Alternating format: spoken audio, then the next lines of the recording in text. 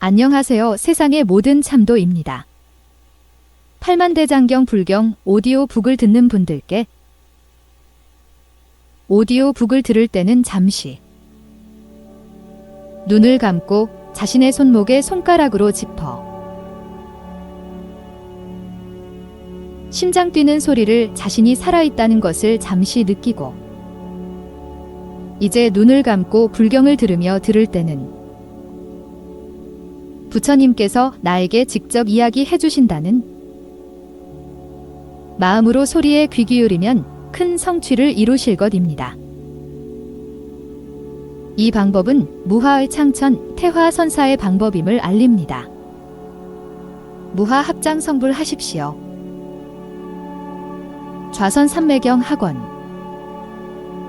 요진 구마라지 판역 차차석 번역 불법승 삼복계 귀해합니다. 그때 수행자가 비록 한마음을 얻었다고 하더라도 아직 선정의 힘을 완성하지 못했으면 오히려 욕계의 번뇌 때문에 혼란하게 되니 마땅히 방편을 만들어 나아가 초선을 배우고 애욕을 꾸짖어서 버려야 한다. 어떻게 꾸짖어서 버리는가? 욕계의 허물을 관하여 욕계는 깨끗하지 않으며 갖가지로 착하지 않으므로 마땅히 초선의 안온함과 쾌락을 생각해야 한다. 욕계를 관한다는 것은 무엇인가? 욕망은 무상하며 공덕의 원가이고 헛개비나 요술과 같으며 공하여 얻을 것이 없음을 아는 것이다. 그것을 생각하여 아직 얻지 못했으면 어리석은 마음은 이미 어지러우니 어찌 하물며 이미 음욕으로 묶이고 덮였음에랴? 하늘 위의 극락세계도 오히려 항상 편안한 것은 아닌데 어찌 하물며 사람 가운데서랴? 사람의 마음이 욕망에 집착하여 실증내거나 만족함이 없으면 불이 장작을 얻은 것과 같고 바다가 물결을 삼키는 것과 같으며 정생왕이 비록 7가지 보물을 왕의 사천하의 비처럼 내리더라도 재석이 자리를 나누고도 오히려 만족할 줄 모르는 것과 같으며 나후사라는 성을 가진 전금윤왕이 욕망의 핍박을 받아서 이무기 가운데 떨어지는 것과 같다. 또한 선인이 열매를 먹고 풀을 입으며 깊은 산 속에 숨어 살면서 머리카락을 뒤집어 쓴 채 돌을 찾는 것과 같아서 오히려 욕망의 도적이 파괴하는 것을 피할 수 없다. 욕망의 즐거움은 매우 적고 원망의 독은 매우 많으니 욕망에 집착하는 사람은 나쁜 친구와 서로 가까이하고 착한 사람과 멀리하며 욕망으로 독한 술을 삼아 어리석고 미혹되어 취하여 죽는다. 욕망은 속이는 것이어서 어리석은 사람들을 내달리게 하고 피로와 고뇌가 만가지인데도 자제할 수 없으니 오직 욕망을 여의는 것만이 몸과 마음을 안온하고 지극히 쾌락하게 할 수 있다. 욕망이 얻을 바가 없는 것은 개가 마른 뼈를 씹는 것과 같으며 욕망으로 구하는 것은 삼가 애쓰고 지극히 고생해야 비로소 얻을 수 있으니 그것을 얻기는 매우 어렵지만 그것을 잃기는 매우 쉬워서 마치 잠깐 동안 세력을 빌렸지만 오래가지 않는 것과 같다. 꿈속에서 본 것이 황홀하더라도 곧 없어지는 것과 같아서 그것을 바라면 근심이 되며 그것을 구하고자 하면 이미 괴로움이요 그것을 얻어도 또한 괴롭다.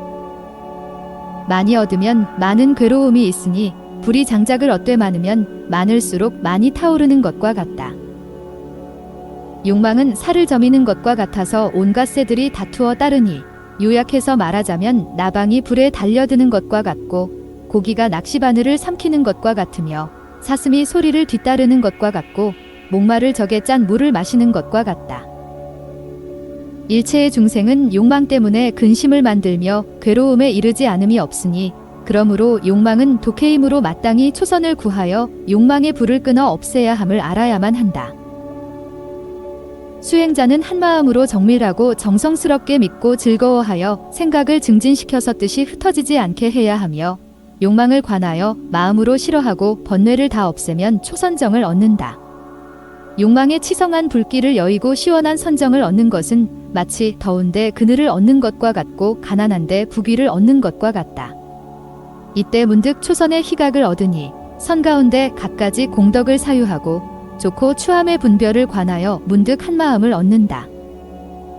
선을 수행하는 사람은 한마음의 모습을 얻으니 어떻게 그것을 알 수 있는가? 얼굴빛이 화열하고 윤기가 나며 천천히 다니고 조용하고 단정하여 한마음을 잃어버리지 않으며 눈은 색에 집착하지 않는다. 신령한 덕과 선정의 힘으로 명예와 이익을 탐내지 않고 교만함을 격파하며 그 바탕은 유연하여 독해를 품지 않으며 또한 인색하거나 질투하지 않는다. 곧게 믿어 마음이 청정하고 논의하여 다투지 않으며 몸에 속임이 없어서 함께 말하기 쉽다. 부드럽고 부끄러워하여 마음이 항상 겁에 있으며 정성스럽게 수행하고 정진하며 지계를 완전하게 갖추었다. 경전을 암송하여 바르게 기억하고 생각이 법행을 따르며 마음은 항상 기쁨에 넘쳐 성낼 곳에서도 화를 내지 않고 4가지 공양 중에서 청정하지 않은 것은 받지 않으니 청정한 보시면 받고 양을 알아서 만족할 줄 안다. 잠깨어 일어나면서부터 이익을 가벼이 여기며 능히 법시와 제시를 행하고 인욕으로 삿됨을 제거한다. 논의해서 스스로 만족하지 않더라도 말수는 매우 적으며 겸손하고 삼가해서 상중 하위 자리를 공경하고 훌륭한 스승과 선지식을 항상 가까이 하고 따른다. 음식은 절제할 줄 알고 좋은 맛에 집착하지 않으며 혼자 있는 고요한 곳을 즐기며 괴롭거나 즐겁더라도 마음으로 참아 동요하지 않으며 원망이나 다툼도 없고 다투는 소송을 좋아하지 않는다. 이와 같은 여러 가지 모습으로 한마음의 모습을 알 수 있다. 이 각과 관의 2가지 일이 선정의 마음을 어지럽히니 마차 물이 맑고 고요한데 파도가 일렁이면 흐려지는 것과 같다. 수행자가 이미 안으로 한마음인데도 각과 관으로 번민하게 되니 마치 목적지에 이르면 휴식을 얻고 졸리면 편안함을 얻는 것과 같이 이때 차례대로 각도 없고 관도 없어서 청정한 선정을 일으키고 내해서 이 선에 들어갈 수 있다. 마음은 고요하고 무견해서 본래 얻을 것이 아닌데 이제 이 기쁨을 얻으니 이때 마음에 관은 기쁨으로 근심을 삼음이 앞에서 말한 각과 관과 같다. 기쁨이 없는 법을 행하여 마침내 기쁨의 경지를 여의고 성현들이 말씀하신 바의 즐거움을 얻으며 한마음으로 자세히 알아 생각하고 보호해서 삼선에 들어갈 수 있다. 이미 기쁨을 버렸기 때문에 자세히 알아서 기억하고 즐겨 보호한다. 성인은 즐겨 보호할 것을 말하였지만 나머지 사람들은 버리기가 어려우며 즐거움 가운데 최고이니 이것보다 더한 다른 즐거움은 없다. 그러므로 모든 성인들은 일체의 청정한 경지 중에서 인자함이 최고의 즐거움이 됨을 설하였다. 즐거움은 곧 근심이니 이유가 무엇인가? 제1의 선 중에서는 마음이 움직이거나 변하지 않느니 일이 없기 때문이다. 움직임이 있으면 곧 변화가 있으며 변화가 있으면 곧 괴로움이 생기니 그러므로 삼선에서는 즐거움으로 근심을 삼는다. 또한 선묘로서 이 괴로움과 즐거움을 버리니 먼저 근심과 기쁨을 버리고 괴로움과 즐거움의 마음을 제거하며 청정함을 혼념하여 제4선 3의 불고불락호 청정념의 한마음에 들어갈 수 있다. 그러므로 부처님께서 최고의 청정함을 보호하는 것을 제4선이라고 한다고 말씀하신 것이다. 제3선에서는 즐거움이 움직이기 때문에 그것을 이름하여 괴로움이라 하니 그러므로 사선에서는 괴로움과 즐거움을 제거하여 없애서 그것을 이름하여 동요하지 않는 곳이라고 한다. 점차 공처를 관조하여 안팎의 색상을 깨뜨리고 유대상을 없애며 여러 가지 색상을 생각하지 않고 무량공처를 관한다. 항상 색의 허물을 관하고 공처정의 최상의 미묘한 공덕을 생각하며 이 법을 익히고 생각하여 공처정에 도달할 수 있다. 무량한 식처를 생각하고 공처의 허물을 관하며 무량한 식처의 공덕을 생각하고 이 법을 익히고 생각하여 식처정에 도달할 수 있다. 무소유처를 생각하고 식처의 허물을 관하며 무소유처정의 공덕을 생각하고 이 법을 익히고 생각하여 문득 무소유처정을 얻는다. 비유상비무상처정을 생각하되 만일 일체의 생각에 그 근심이 매우 많다면 병이든 종기든 무상이든 이것이 바로 어리석은 곳이니 그러므로 비유상비무상정은 제일 안온한 좋은 곳이므로 무소유처정의 허물을 관조하고 비유상비무상의 공덕을 생각하며 이 법을 익히고 생각하여 문득 비유상비무상처정을 얻는다. 혹 어떤 수행자가 먼저 초지에서부터 상지에까지 이르고 다시 상지에서 자심을 익혀 행한다면 먼저 스스로 즐거움을 얻어서 성냄의 독을 파괴하고 다음으로 시방의 무량한 중생들에게 미치면 이때 문득 자심삼매를 얻는다. 비심으로 중생의 괴로움을 가엾게 여기고 능히 고뇌를 파괴하여 널리 무량한 중생들에게 미치면 이때 문득 비심삼매를 얻는다. 능히 기쁘지 아니한 것을 깨뜨리고 무량한 중생들로 하여금 모두 희열을 얻게 하면 이때 문득 희심삼매를 얻는다. 능히 괴로움과 즐거움을 깨뜨리고 곧바로 시방의 무량한 중생들을 관하면 이때 문득 호심삼매를 얻는다. 이선 역시 이와 같으며 삼선과 사선에서는 기쁨을 제거한다. 다음으로 다섯통을 배우니 몸이 능히 날아다닐 수 있고 변화가 자유자재하다. 수행자는 한마음으로 욕정에서 한결같은 마음으로 몸을 관찰하고 항상 가볍다는 생각을 지어서 날아다님을 완성하고자 한다. 크든 작든 욕정이 지나치면 큰 것이 되고 욕정이 덜하면 작은 것이 된다. 이 두 가지는 모두 근심이니 정진하고 지극히 정성스러우면 항상 한마음으로 사유하여 가볍다고 관할 수 있다. 마치 떠 있을 수 있는 사람은 마음의 힘이 강하기 때문에 가라앉지 않는 것과 같으며 또한 원숭이가 높은 곳에서 떨어지더라도 마음의 힘이 강하기 때문에 몸에 고통과 걱정이 없는 것과 같이 이것도 마찬가지여서 용력으로 그것을 넓고 크게 하면 몸이 더욱 작아져 문득 몸을 움직일 수 있다. 또한 몸의 공계를 관하고 항상 이 관을 익히면 용력, 정질력, 질심력, 회력이 지극히 넓고 커져서 곧 몸을 들어올릴 수 있으니 커다란 바람의 힘이 무거운 것을 보내어 먼 곳에 도달하게 하는 것과 같이 이것도 또한 그러하다. 처음에는 마땅히 스스로 시험하여 땅에서 떨어져 한 자, 두 자 그리고 점차 한 길에 이르고 다시 본래의 곳으로 돌아오니 마치 새 새끼가 나는 것을 배우고 어린아이가 걸음마를 배우는 것과 같다. 사유하여 스스로 살펴서 마음의 힘이 크면 반드시 먼 곳에 도달할 수 있다는 것을 알게 된다. 사대를 배우고 관하되 지대를 제거하고 다만 나머지 3대를 관하여 신념이 흩어지지 않으면 문득 자제할 수 있으니 몸이 걸림이 없어서 새가 날아가는 것과 같다. 마땅히 다시 배우고 익혀서 멀더라도 가깝다는 생각을 하면 가까운 것이 먼 것을 없애버리게 된다. 또한 여러 사물을 변화시킬 수 있다. 만약 나무를 땅의 일종이라고 관하고 나머지 종류는 없애버리면 이 나무는 문득 변하여 땅이 되니 왜냐하면 나무는 땅의 요소의 성분을 지니고 있기 때문이다. 물, 불, 바람, 허공, 금, 근, 보물도 모두 다 이와 같으니 왜냐하면 나무에는 여러 가지 요소의 성분이 있기 때문이다. 이것이 초신통의 근본이다. 사선에는 14가지 변화하는 마음이 있다. 초선은 이과이니 첫째는 초선이고 둘째는 육계이다. 이선은 삼과이니 첫째는 이선, 둘째는 초선, 셋째는 육계이다.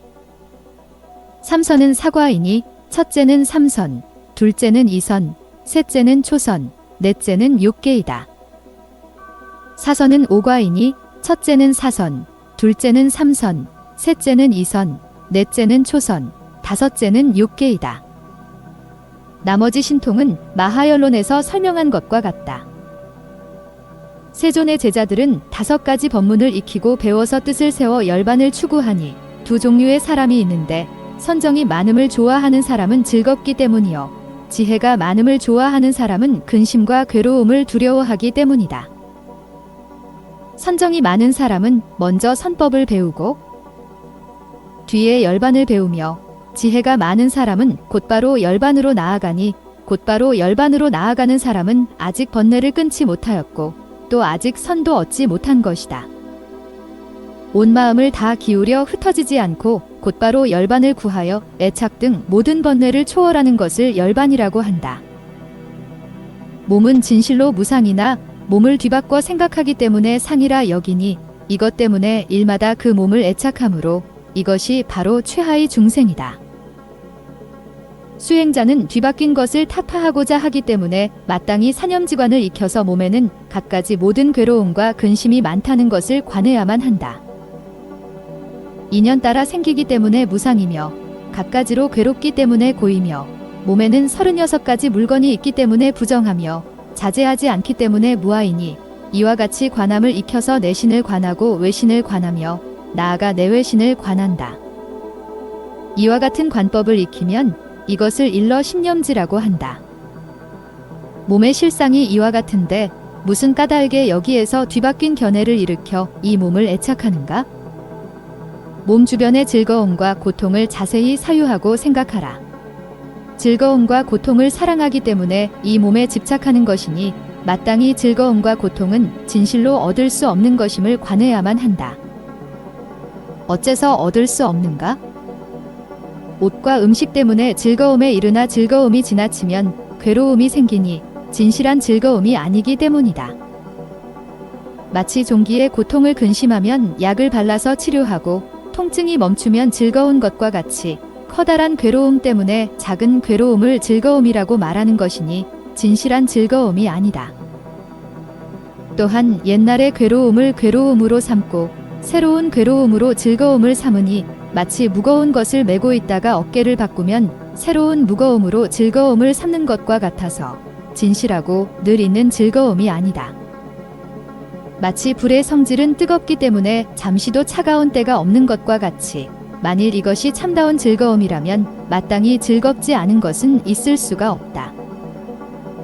혹자가 말하기를 바깥의 일은 즐거움의 인연이지만 반드시 즐겁지만은 않으니 어느 때는 즐거움의 원인이고 어느 때는 괴로움의 원인이다.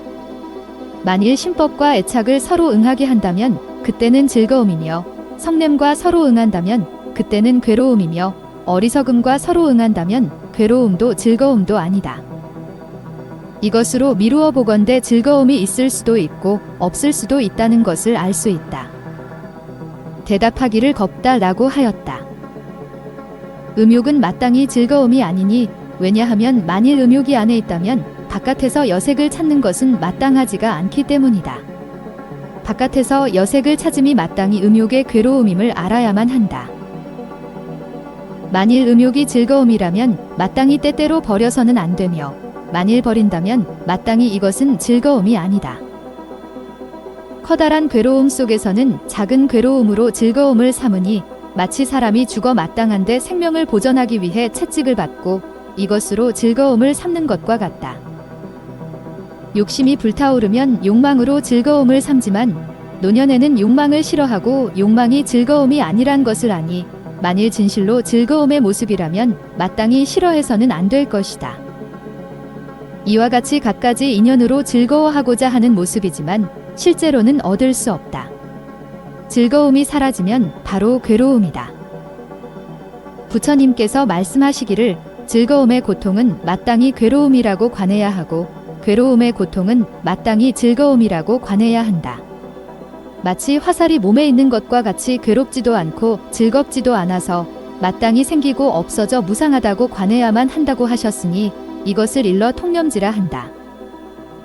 마음은 괴로움과 즐거움을 받고 괴롭지도 않고 즐겁지도 않은 것을 받음을 마땅히 알아야 한다. 무엇이 마음인가? 이 마음은 무상하여 인연을 조차 생기기 때문에 생기고 없어져 머물지 않는다. 인식이 대상에 일치하고 대응하여 일어나기 때문에 다만 뒤바뀌었기 때문에 이것을 하나라고 말할 뿐이니 본래는 현재의 존재도 없고 과거의 존재도 또한 없다. 그러므로 무상이다. 마음의 본성을 관찰해보면 공임을 알게 되니 무엇을 공이라 하는가? 인연 따라 생기는 것이다. 눈이 있어서 물질이 있음을 볼 수 있고 기억해서 보고자 하니 이와 같은 것들이 화합하여 안식이 생긴다. 마치 해가 구슬을 사랑하여 해가 있고 구슬이 있으며 마른 풀과 쇠똥이 있어서 못 인연이 화합하여 여기서 불이 생기는 것과 같으니 하나하나를 미루어 찾으면 불을 얻을 수 없지만 연이 합하여 불이 있다. 안식도 또한 그러해서 눈에도 머물지 않고 물질에도 머물지 않으며 두 가지 중간에도 머물지 않고 머무는 곳이 있지 않으며 또한 없는 것도 아니다. 그러므로 부처님께서 말씀하시기를 헛개비와 같고 요술과 같으니 현재의 마음으로 과거의 마음을 관하면 혹은 괴로움이고 혹은 즐거움이며 혹은 괴로움도 아니고 즐거움도 아니다. 마음은 각각 다르고 각각 없어진다. 욕심이 있든 욕심이 없든 역시 이와 같아서 각각 다르고 각각 없어진다. 안의 마음을 관하든 밖의 마음을 관하든 아니면 안팎의 마음을 관하든 역시 이와 같다고 하셨으니 이것을 심념지라고 이름한다. 또한 마음은 누구에 속한다고 관하는가? 상등의 여러 가지 마음이 서로 응하는 법과 서로 응하지 않는 법을 관하고 그 주인을 자세히 관하여도 주인은 얻을 수 없다. 왜냐하면 인연 따라 생기기 때문에 무상이며 무상하기 때문에 괴로움이고 괴로움이기 때문에 자제하지 못하며 자제하지 못하기 때문에 주인이 없고 주인이 없기 때문에 공하다. 앞에서는 몸과 느낌과 마음의 법이 얻을 수 없는 것임을 특별히 관하였으니 이제 다시 사념지 중에서도 주인을 얻을 수 없으며 이곳을 여의고 구하여도 얻을 수 없음을 총체적으로 관한다. 만일 항상함을 얻을 수 없다면 무상도 역시 얻을 수 없다. 만일 항상하다면 마땅히 항상 괴롭고 항상 즐거워서 역시 마땅히 잊어서는 안 된다. 만일 항상 정신이 존재하는 것이라면 살뇌죄가 없고 역시 열반도 없으며 만일 육신이 바로 정신이라면 무상한 몸이 없어지면 정신도 역시 없어져야만 하며 또한 후세도 없고 죄와 복도 없다. 이와 같이 두루 주인이 없음을 관하면 일체의 존재는 모두가 공이며 자제하지 못해서 인연이 화합하기 때문에 생기고 인연이 무너지기 때문에 없어진다. 이와 같이 인연이 화합하여 법이 되니 이것을 법념지라고 한다. 만일 수행자가 법념지를 얻는다면 세간의 공, 늙음, 병듦, 죽음의 법을 싫어하여 도무지 조금도 상을 허락하지 않는다. 그렇다면 나는 이 공한 법에서 다시 무엇을 구하는가? 마땅히 열반의 최선의 법 가운데 들어가서 머물러야 하며 정진의 힘을 세워서 깊은 사마타를 얻는다. 깊은 사마타라는 것은 마음이 한 곳에 머무는 것을 말한다. 이곳에서는 적절히 표현할 이름이 없다. 이때 깊은 사마타를 얻어서 제4의 법념지 가운데 머문다. 모든 존재의 모습을 관하건대 모든 것이 괴로움이어서 즐거움이 없으며 즐거움이 없는 것이 진실이요 나머지는 거짓말이니 괴로움은 애착 등의 여러 가지 번뇌와 업에서 연유한다. 이것은 하늘이 아니며 시간이 아니고 티끌이 아니라는 등의 갖가지 거짓말 속에서 생기니 이 번뇌와 업이 이 괴로움을 발생시킨다. 이 괴로움은 열반에 들어갔을 때 일체가 남김없이 사라진다. 색계도 무색계도 세계시도 아니니 세계시외도는 일체 유의법의 처음을 세계시라 하며 열반이라 말한다.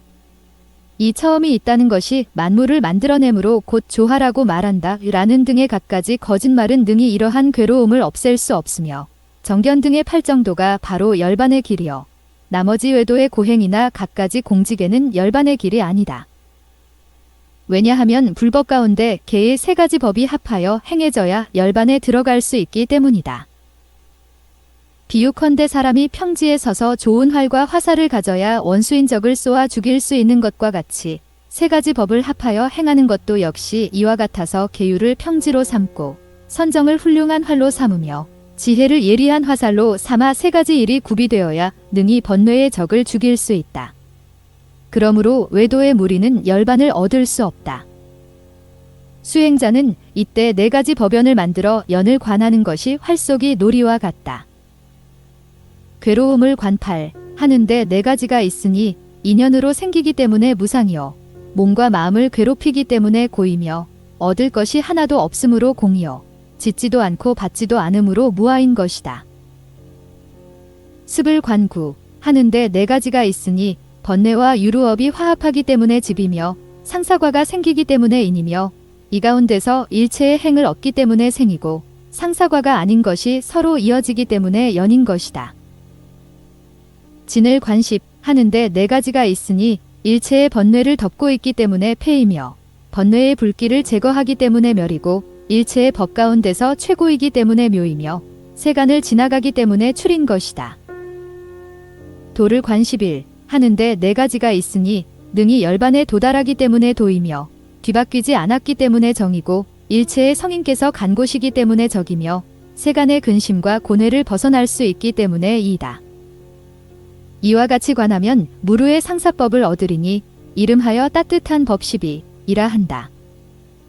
무엇을 따뜻하다 하는가? 항상 부지런히 정진하기 때문에 따뜻한 법이라 이름하며 모든 번뇌의 장작을 무르지에 불로써 태우니 불이 나오려고 하는 처음의 모습을 이름하여 따뜻한 법이라 한다. 비유컨대 불을 모으는데 처음 모을 때 연기가 나면 이것을 따뜻하다고 이름하는 것과 같으니 이것이 열반도의 첫 모습이다. 부처님의 제자들 가운데는 두 종류의 사람이 있다. 첫 번째는 한마음으로 선정을 구하기를 매우 좋아하니 이 사람들은 유루도이며, 두 번째는 대부분 애착을 제거하고 참다운 지혜를 좋아하니 이 사람들은 곧 바로 열반으로 향하여 따뜻한 법 가운데 들어가며 따뜻한 모습을 지닌 사람은 깊이 한마음을 얻는다. 참다운 법의 거울이 무르개의 가장자리에 도달하면 거울 가운데 모습은 표면의 세계와 비슷하며 가장자리는 가운데가 아니므로 이렇게 비유했다. 수행자는 이때 크게 안온함을 얻어서 스스로 나는 선정으로 마땅히 열반을 얻으리니 이 도를 보았기 때문이다라고 생각하니 마치 사람이 우물을 파다가 축축한 진흙에 도달하면 틀림없이 오래지 않아 물을 얻게 되리라는 것을 아는 것과 같으며, 사람이 적을 격파하여 적이 이미 물러나 흩어지면 스스로 승리했음을 알고 마음속이 안온해지는 것과 같으며, 사람이 죽은 사람을 두려워하여 살았는지 죽었는지 알기 위해서 마땅히 먼저 막대기로 몸을 두드려 시험해 보되 만일 은은하게 진맥이 일어나면 이 사람은 따뜻함이 있으므로 반드시 살 수 있다고 아는 것과 같다. 또한 법을 듣는 사람이 사유하되 기뻐서 마음으로 집착하면 이때 마음이 뜨거워지는 것과 같이 수행자는 이와 같이 따뜻한 법을 지니기 때문에 따뜻함이 있다고 이름하는 것이며, 또한 열반분의 선근을 얻을 수 있다고 하는 것이다. 이 선근법에는 16가지가 있어서 사제의 인연을 행하며 육지 중 하나인 지혜는 일체 무릇법의 기반이다. 야인이 능히 안온함을 행하님으로 해서 소원하기 때문에 야인이라고 한다. 번본에 살펴보면 번부인이라고 하였는데 잘못이다. 이것을 따뜻한 법이 있다고 말한다. 증진하여 더 올라가면 다시 정법이라고 하니 마치 젖이 변하여 낙이 되는 것과 같다. 이 사람은 법의 실상을 관하여 내가 마땅히 괴로움을 벗어나 해탈을 얻을 것이라고 하여 마음으로 이 법을 좋아하니 이것은 참다운 법이어서 능히 갖가지 괴로움과 근심 그리고 늙고 병들고 죽는 것을 제거할 수 있다. 이때 생각하기를 이 법은 누가 설했는가? 바로 부처님 세존이시니 이것을 조차 불보 속에서 신심이 청정하여 커다란 환의심을 얻는다. 만일 이 법이 없다면 일체의 번뇌를 누가 능히 막을 수 있겠는가? 이로부터 법보 속에서 신심이 청정하여 커다란 환의심을 얻는다. 나는 마땅히 어찌해야 진실한 지혜를 조금이라도 밝혀 이로부터 법보 속에서 신심이 청정하여 큰 환희심을 얻을 수 있을까? 만일 내가 불제자의 무리들과 좋은 짝이 될 수 없다면 어떻게 마땅히 참다운 지혜의 약간의 밝음이나마 얻을 것인가? 라고 하면 이를 조차 승보 속에서 신심이 청정하여 크게 환희심을 얻으며 이 세 가지 보배 속에서 한마음의 청정함을 얻어 참다운 지혜에 개합한다. 이것이 정상의 선근이니 또한 정법이라 이름하고 또한 열반분의 선근을 얻을 수 있다고 한다. 파라연경에서 설한 것과 같다. 불보, 법보, 승보에 대하여 누구라도 조금만 믿음의 청정함이 있다면 이를 정상의 선근이라 이름하리니 그대들은 한결같은 마음으로 지니라. 어째서 약간의 믿음이라 하는가? 부처님 보살 벽지불 자라한 등의 주변에는 적은데 야인의 주변에는 많기 때문이며 또한 이것은 파괴할 수 있고 잃어버릴 수 있으니 그러므로 적다고 한 것이다. 법구경에서 설한 것과 같다.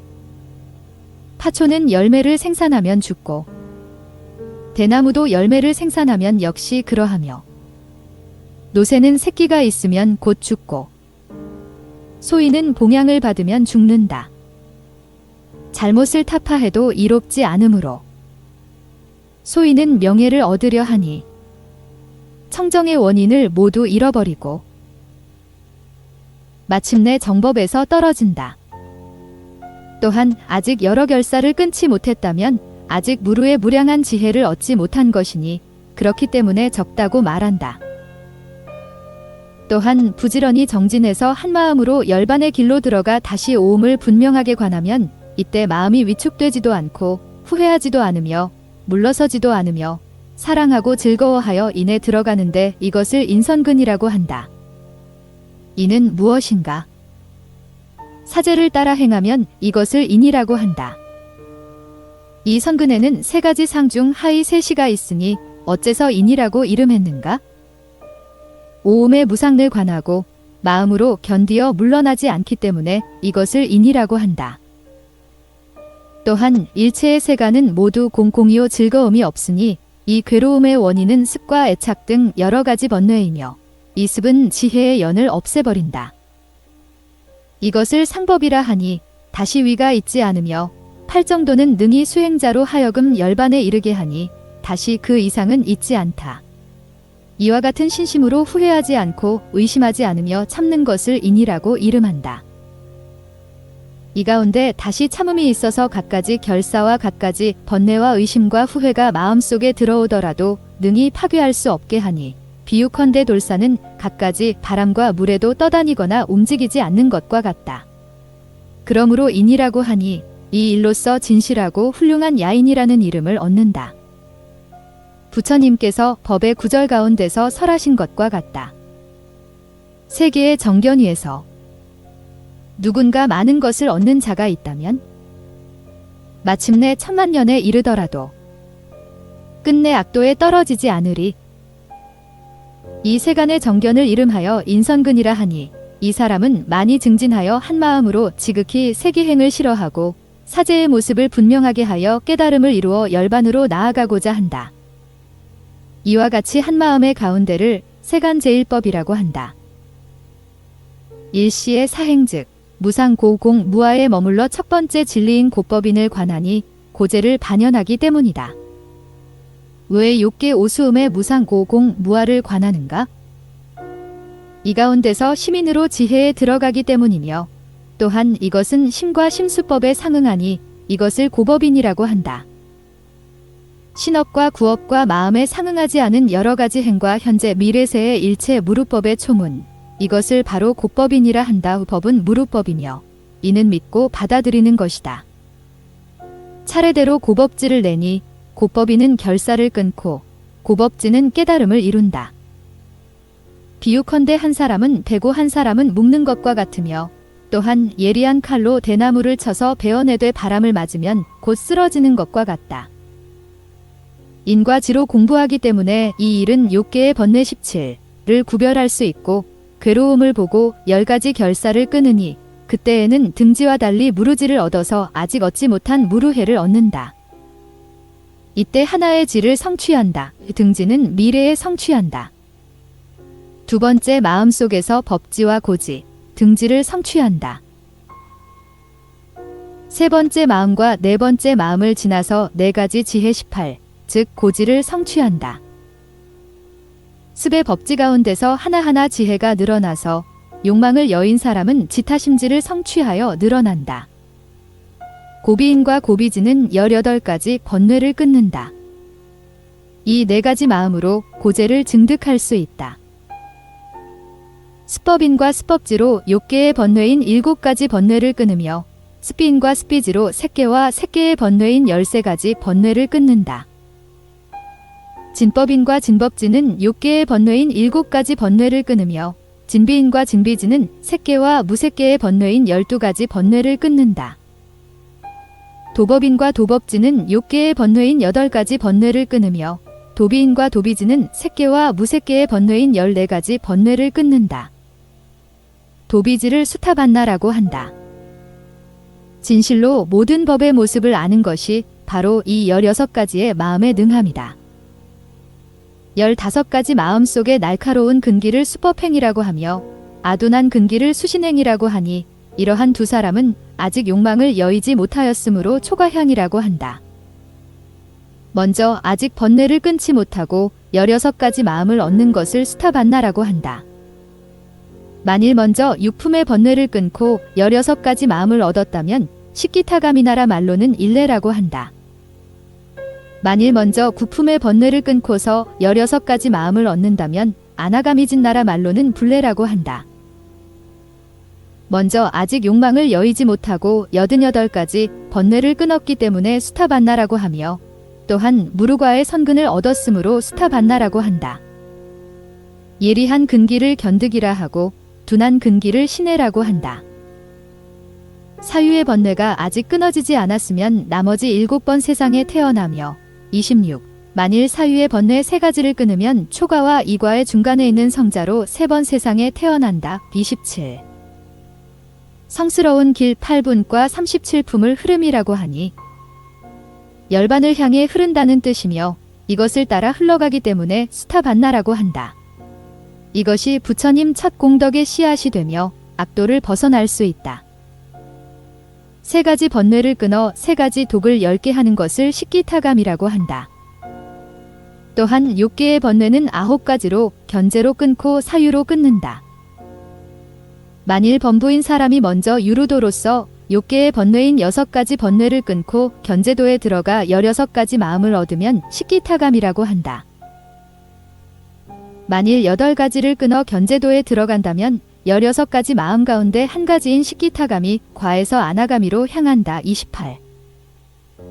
만일 부처님의 제자가 수타반나를 얻으면 단순하게 3가지 번뇌를 끊고 식기타가미를 얻고자 한다.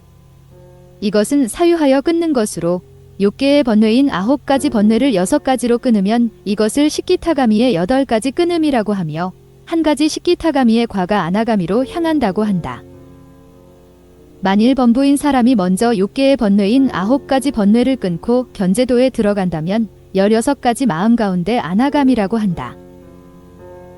만일 식기타가미를 얻고 나아가 3가지 사유의 번뇌를 끊는다면 9번째의 해탈도 29인 아나가미라고 한다. 아나가미에는 9가지가 있으니 지금 세상에서 반드시 열반에 들어가는 아나가미, 중음에서 열반에 들어가는 아나가미, 태어난 뒤에 열반에 들어가는 아나가미, 간절하게 찾아서 열반에 들어가는 아나가미, 간절하게 찾지 않고 열반에 들어가는 아나가미, 최상의 행으로 열반에 들어가는 아나가미, 아가니타에 이르러 열반에 들어가는 아나가미, 무색정에 도달하여 열반에 들어가는 아나가미, 몸으로 깨닫는 아나가미, 아라한을 향해 가는 아나가미다. 색계와 무색계의 9가지 번뇌가 있으니 9번째의 무해도금 강산매로서 일체의 번뇌를 타파한다. 9번째 해탈도에서 지혜를 다하여 일체의 선근을 닦으면 이를 아라한과라고 하는데 이 아라한에는 9가지가 있으니 퇴법이다. 유지로서 부드럽게 나아가 5가지 법을 행하되 물러나면 이것을 퇴법이라고 하며 영리한 지혜로 영리하게 나아가 5가지 법을 행하되 물러남이 없으면 이것을 불퇴법이라고 한다. 유지로 부드럽게 나아가되 영리하게 사유하는 것을 싫어하여 스스로 몸을 죽이는 것을 사법이라고 하며 유지로 크게 나아가 스스로 몸을 지키는 것을 수법이라고 한다. 중지로 적당하게 나아가 더함도 덜함도 없이 가운데를 차지하여 머무는 것을 주법이라고 하며 조금 영리한 지혜로 부지런히 정진하여 허물어지지 않는 마음의 해탈을 얻을 수 있는 것을 필지법이라 하며 영리한 지혜로 크게 나아가 처음으로 무너지지 않는 마음의 해탈을 얻는 것을 불괴법이라고 한다. 여러 가지 선정에 들어가지 않고 아직 경지에 이르지 않았는데도 여러 가지 번뇌가 없어지는 것을 해해탈이라고 하며 여러 가지 선정을 얻고 또한 멸선과 여러 가지 누진을 얻는 것을 공해탈이라고 한다.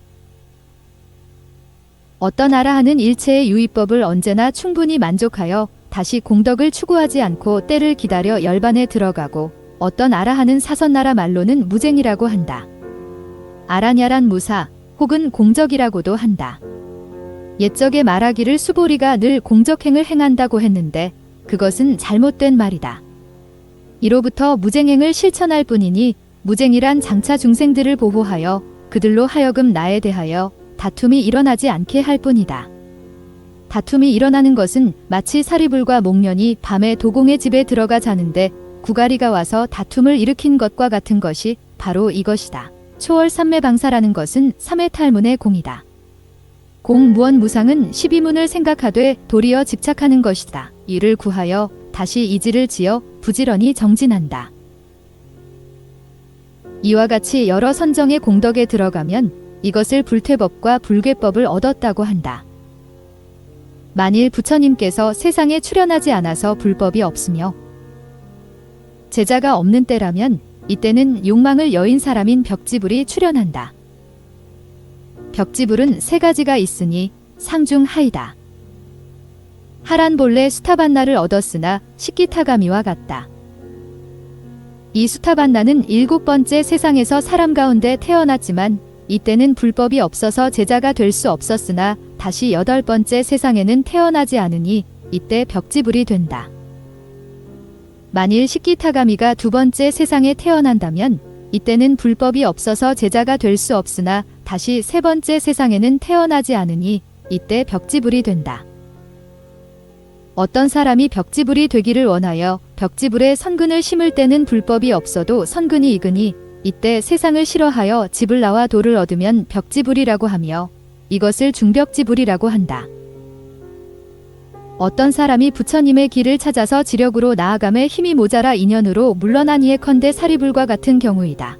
이때는 부처님께서 세상에 나오시지도 않았고 불법도 없으며 제자도 없으나 선근의 행이 익어서 벽지불이 된다. 특징이 적기도 하고 많기도 하니 세상을 싫어하여 집을 나와 돌을 얻었기에 이것을 상벽지불이라고 한다. 모든 법 가운데 지혜가 얕아 들어가는 것을 아라한이라고 하며 중간 정도로 들어가는 것을 벽지불이라고 하며 깊게 들어가는 것을 부처님이라고 하니 마치 멀리서 나무를 보면 가지를 분별할 수 없지만 조금 가까워지면 가지를 분별할 수는 있으나 꽃과 잎사귀는 분별할 수 없으며 나무 아래에 도달해서는 모두를 분별할 수 있어서 나무의 가지와 잎사귀와 꽃과 열매를 아는 것과 같다.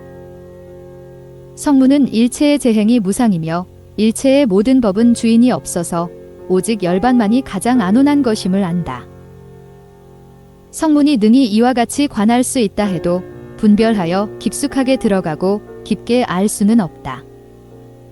벽지불은 약간은 분별할 수 있더라도 깊숙하게 들어가고 깊게 알 수는 없다.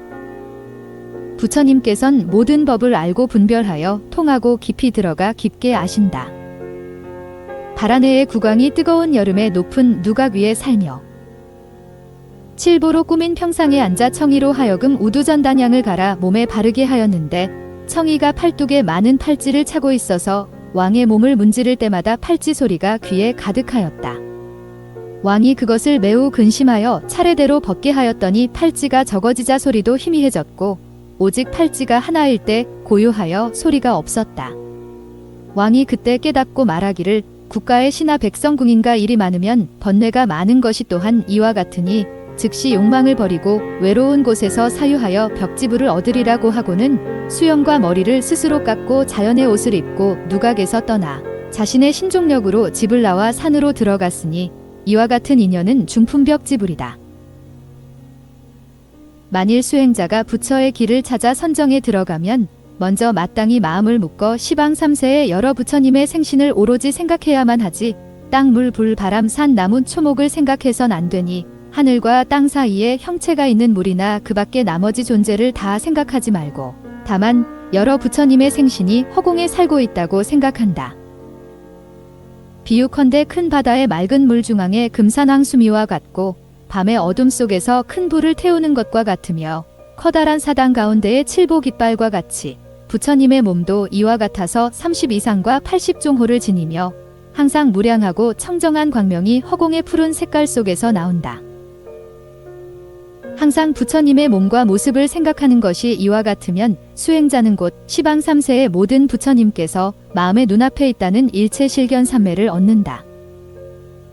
만일 마음이 한가하여 대상에 머물면 다시 거두어서 머물게 하고 생각을 부처님의 몸에 두니 이때 문득 동쪽 300천만억까지의 무량한 일체의 부처님을 보며 이와 같이 남쪽, 서쪽, 북쪽 사유와 위아래로 생각하는 바의 방향에 따라 일체의 부처님을 본다.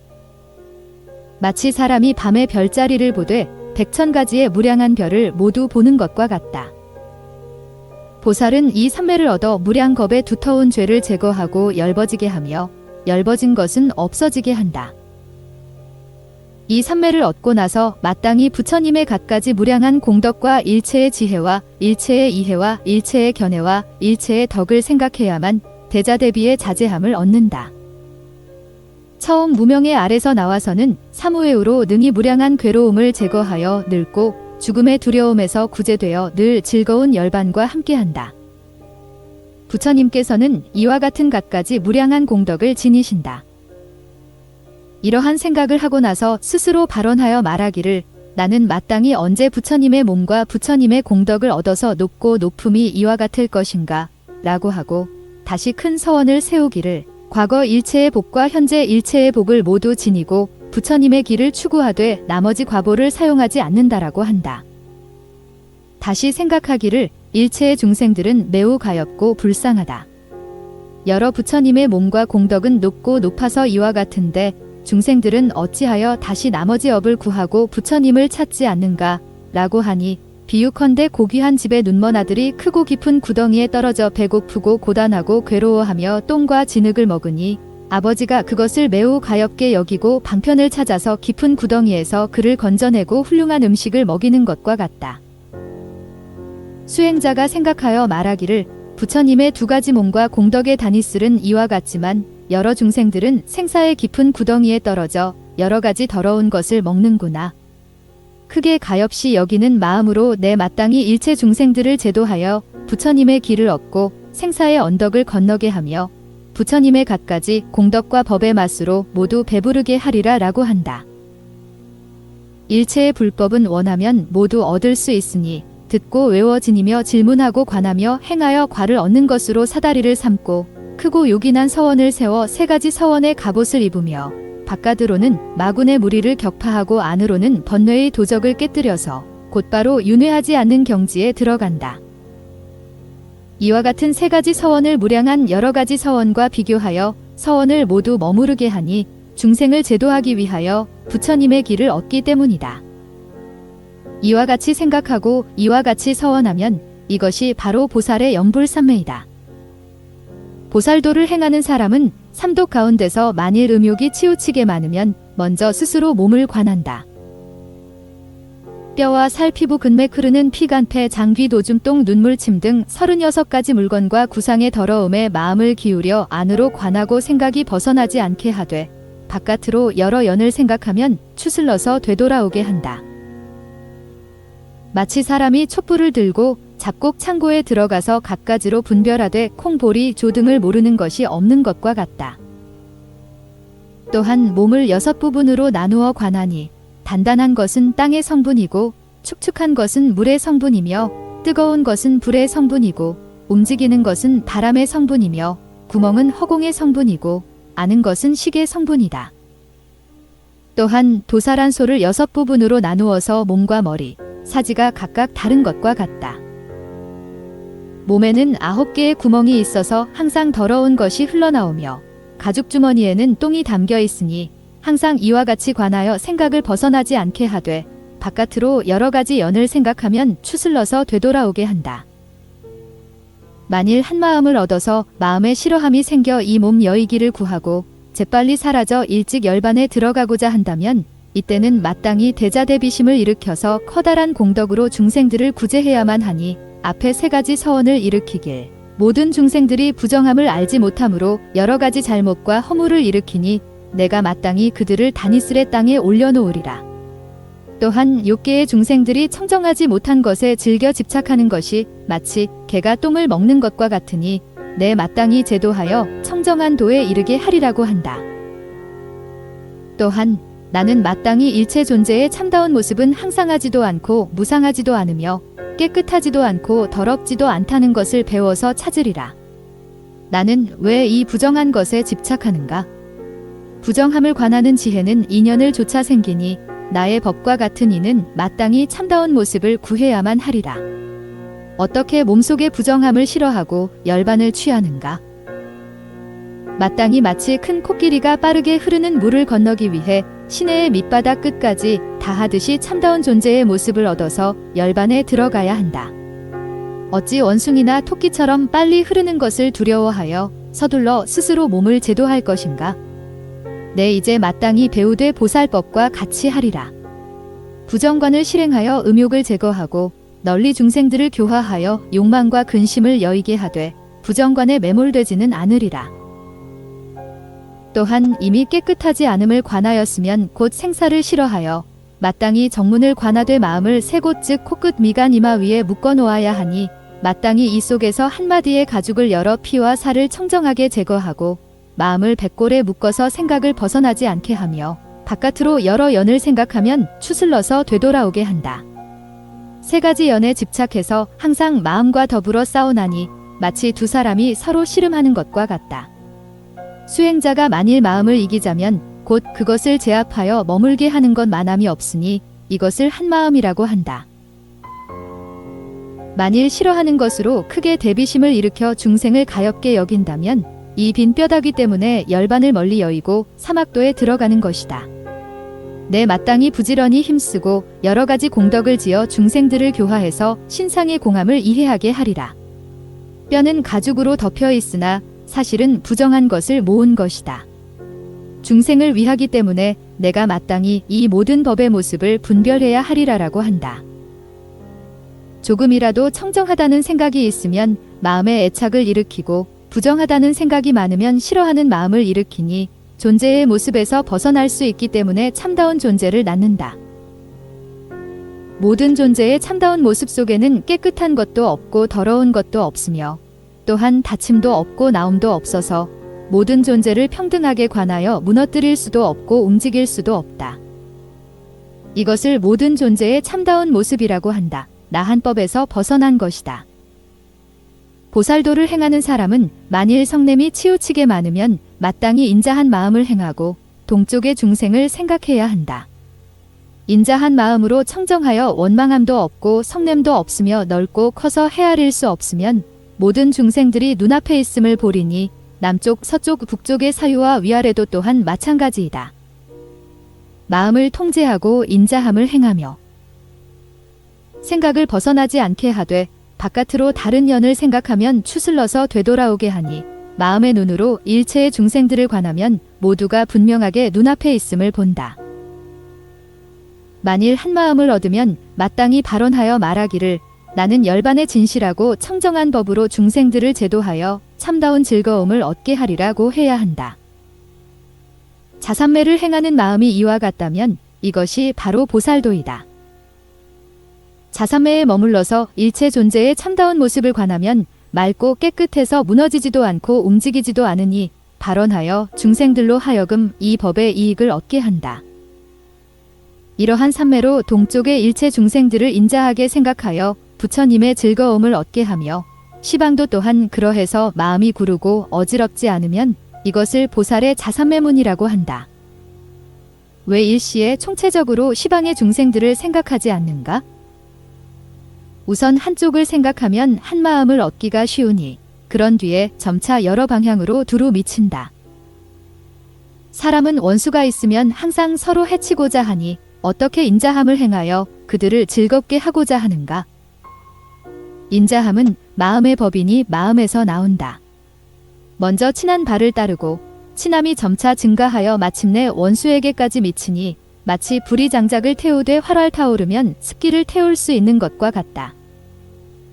혹 중생들이 갖가지 괴로움을 만나거나 혹은 사람 가운데 있거나 아니면 지옥 속에 있다면 보살이 비록 인자하더라도 그들이 어찌 즐거움을 얻을 수 있겠는가? 먼저 즐거워하는 사람을 따라서 그의 즐거워하는 모습을 취하여 저 괴로워하는 사람으로 하여금 그와 같은 즐거움을 얻게 하니 마치 패군의 장수가 두려워서 쳐다보지 못하면 그를 바라보던 적군의 사람들이 모두 용사라고 말하는 것과 같다. 자삼매를 행하면 어떠한 훌륭한 이익이 있는가? 수행자는 스스로 생각하기를 집을 나오고 세속을 떠나 마땅히 인자한 마음을 행해야 한다고 하고 또한 사유하여 말하기를 다른 사람이 믿음으로 보시하는 것을 먹음은 마땅히 이익을 행하는 것이니 부처님께서 말씀하신 바와 같이 잠깐 동안이라도 인자함을 행하면 이것이 부처님의 가르침을 따르는 것이라 곧 도에 들어가서 헛되이 보시를 받지 않는 것이다. 또한 몸에는 물들인 옷을 걸치지만 마음은 응당 물들지 않아서 자삼매의 힘이 능히 오염되지 않게 한다. 또한 나의 마음으로 인자함을 행하여 법을 파괴하는 세상에서 나는 법이 있는 사람이며 비법의 무리들 가운데 나는 법을 지니고 있는 사람이므로 법다워서 고뇌가 없으니 인자함의 선정 32 이 지니는 힘 때문이다 라고 한다. 보살은 도를 행하여 감노문으로 향하고 갖가지 뜨거운 번뇌를 인자함으로 시원하게 하여 즐겁게 하니 부처님께서 말씀하신 것처럼 사람이 지독히 뜨거울 때는 맑고 시원한 연못에 들어가면 즐겁다. 또한 위대한 자비의 갑옷을 입으면 번뇌의 화살을 막아주며 자비로 법의 약을 삼으면 원망과 번뇌의 독을 해소한다. 번뇌는 마음을 태우니 인자함으로 능히 없앨 수 있다. 자비로 법의 사다리를 삼아 해탈의 집에 올라가며 자비로 법의 배를 삼아 생사의 바다를 건너며 훌륭한 법의 재물을 구할 때는 자비를 으뜸가는 보배로 삼고 열반을 향해 가는 데는 자비를 도의 양식으로 삼는다. 자비로 준말을 삼아 열반으로 건너가고 자비를 용감한 장수로 삼아서 사막도를 뛰어넘는다. 자비를 행할 수 있는 사람은 무닥을 녹일 수 있으며 모든 하늘의 착한 신들이 항상 따라다니며 옹호한다.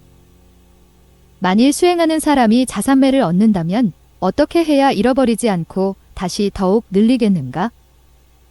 개를 배워서 맑고 깨끗하며 잘 믿고 즐거움을 의지한다. 여러 가지 선정의 한마음의 지혜를 배우고 조용한 곳에 살기를 즐거워하며 항상 게을리하지 않는다. 욕심을 적게 하여 만족함을 알며 행동은 인자한 가르침을 따른다. 몸을 절제하고 음식을 적게 먹으며 잠자는 것을 줄이고 초야와 후야의 사유를 멈추지 않는다. 번거로운 언어를 줄여 묵묵히 고요함을 지킨다. 앉고 눕고 가고 머물매 때를 알아서 쉰다. 법도를 잃어 피로와 괴로움이 극도에 이르지 않도록 한다. 차고 따뜻함을 조화시켜 괴롭고 어지럽지 않게 한다. 이것을 일러 긴자함을 더한다고 한다. 또한 불도의 즐거움과 열반의 즐거움을 일체의 사람들에게 주는 것을 크게 자비롭다고 한다. 수행자는 사유하기를 현재와 미래의 위대한 사람은 인자함을 행하여 일체를 이롭게 함으로 나도 역시 은혜를 입었으니 이것이 나의 얻은 도움이다. 나도 마땅히 인자함을 행하여 마침내 베풀어준 은혜에 보답해야 하리라라고 한다. 또다시 생각하여 말하기를 대덕은 인자한 마음으로 일체의 중생을 가엽게 생각하고 이것으로 즐거움을 삼으니 나도 마땅히 그렇게 하리라. 저 중생들을 생각하여 부처님의 즐거움과 열반의 즐거움을 얻게 하리니 이것이 은혜에 보답하는 것이다. 또한 인자함의 힘은 일체 중생들로 하여금 마음으로 쾌락을 얻게 하며 몸은 뜨거운 고뇌를 여의고 맑고 시원한 즐거움을 얻게 하니 인자함을 행하는 복덕을 가지고 일체를 편안하게 할 것을 생각하여 그 은혜에 보답한다. 또한 인자함에는 훌륭한 이익이 있으니 성냄의 법을 끊고 명칭의 문을 열며 고시하는 이에 좋은 밭이어서 범천에 태어나는 원인이다 라고 한다. 욕심을 여인 곳에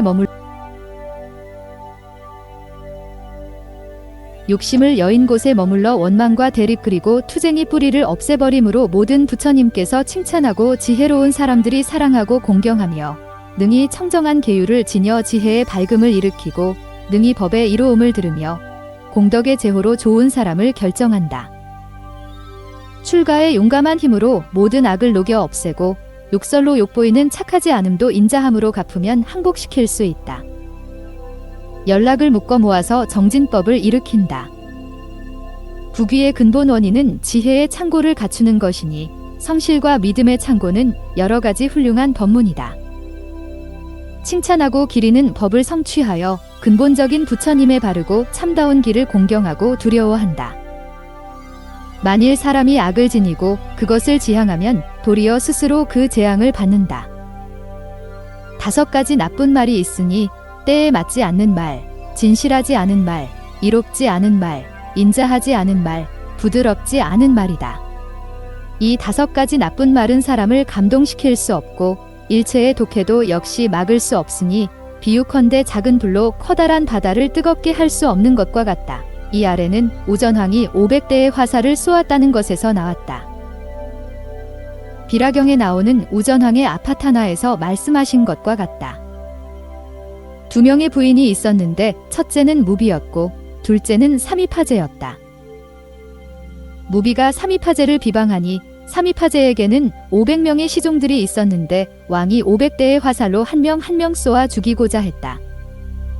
사미파제가 여러 시종들에게 말했다. 내 뒤에 서라. 이때 사미파제는 자산매에 들어갔다.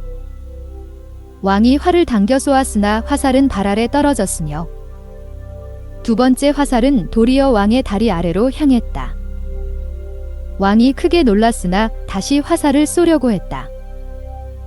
삼입하제가 왕에게 아뢰었다. 그만두십시오. 그만두십시오. 왕이 그때 두려워하며 활과 화살을 버리고 물었다.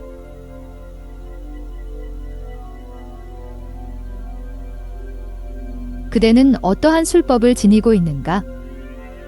대답하였다. 저는 다른 술법이 없습니다. 저는 부처님의 제자로서 자산매에 들어갔기 때문입니다. 이 자산매를 간략하게 설명하면 세 가지 연이 있으니 생연과 법연과 무연이다. 아직 도를 얻지 못한 모두를 생연이라 하며 아라한과 벽지불은 법연이라 하고 모든 부처님과 세존은 무연이라 하니 그러므로 간략하게 자산매문이라고 설명한다. 보살도를 행하는 사람은 삼독 가운데에서 만일 어리석음이 치우치게 많다면 마땅히 12분을 관하여 두 가지 어리석음을 타파해야만 하니 안으로는 몸의 어리석음을 타파하고 밖으로는 중생의 어리석음을 타파한다. 사유하고 생각해 말하기를 나와 중생은 함께 제에게 어려움 속에 있으니 항상 태어나고 항상 늙으며 항상 병들고 항상 죽으며 항상 없어지고 항상 나온다. 중생은 가엾어서 길에서 나올 줄 모르니 무엇을 쫓아서 벗어날 것인가 라고 한다. 한마음으로 사유하되 태어나고 늙고 병들고 죽는 것은 인연을 따라서 태어난다라고 하고 마땅히 다시 덧던 인연으로 생기는가 라고 사유하라. 한마음으로 생의 인연은 유이고 유의 인연은 취이며 취의 인연은 애이고 애의 인연은 수이다. 수의 인연은 촉이고 촉의 인연은 유깁이며 유깁의 인연은 명색이다. 명색의 인연은 식이고 식의 인연은 행이며 행의 인연은 무명이다라고 사유하라. 이와 같이 다시 마땅히 어떠한 인연으로 태어나며 늙고 죽음을 없애는가 라고 사유하라. 한마음으로 사유하되 태어남이 없어지기 때문에 늙고 죽는 것이 없어지며 유가 없어지기 때문에 태어남이 없어지며 취가 없어지기 때문에 유가 없어진다. 애가 없어지기 때문에 취가 없어지며 수가 없어지기 때문에 애가 없어진다. 촉이 없어지기 때문에 수가 없어지며 유깁이 없어지기 때문에 촉이 없어진다. 명색이 없어지기 때문에 유깁이 없어지며 식이 없어지기 때문에 명색이 없어진다. 행이 없어지기 때문에 식이 없어지고 어리석음이 없어지기 때문에 행이 없어진다라고 하라. 이 가운데서 12부는 무엇인가? 무명부는 앞도 모르고 뒤도 모르고 앞뒤도 모른다. 안도 모르고 바깥도 모르며 안팎도 모른다. 부처님도 모르고 법도 모르며 승가도 모른다. 괴로움도 모르고 습도 모르며 진도 모르고 도도 모른다. 업도 모르고 과보도 모르며 업과도 모른다. 인도 모르고 연도 모르며 인연도 모른다. 죄도 모르고 복도 모르며 죄복도 모른다. 선도 모르고 악도 모르며 선악도 모른다. 유죄법도 모르고 무죄법도 모르며 마땅히 가까이 해야 할 법도 모르고 마땅히 멀리 해야 할 법도 모른다. 유루법도 모르고 무루법도 모르며 세간법도 모르고 출세간법도 모른다.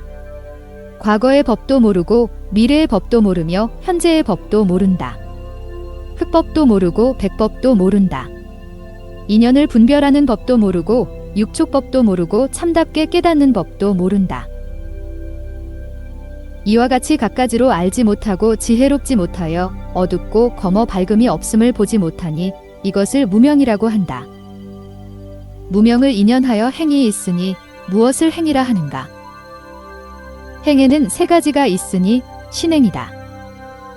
무엇이 신행인가?